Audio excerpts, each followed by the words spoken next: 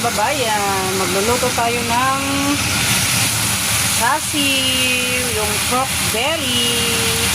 Ito ang inilagay ko guys, sasiw sauce.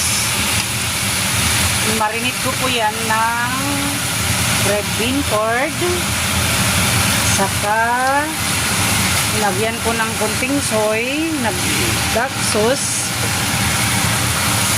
Nilagyan, ito ang nilagay ko, 2 spoon. Yan.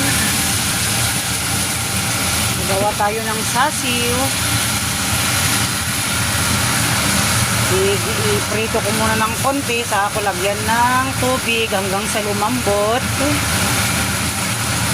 Ito ang nilagay ko na sasiw para magiging sasiw.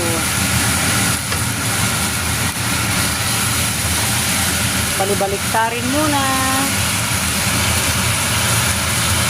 Mamaya lagyan ko ng tubig para lutuin hanggang sa lumambot ang ating pork belly.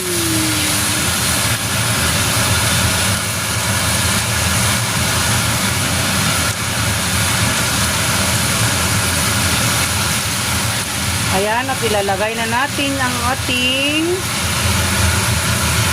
tubig. Ayan guys.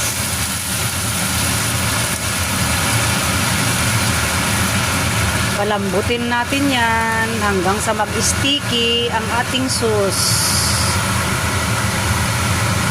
Pag lumambot na yung karne at sticky na yung sauce niya, okay na guys. Ayan, balibaliktarin natin.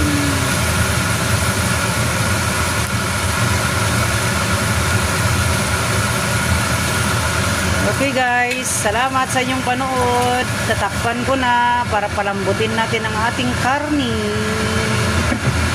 Bye bye.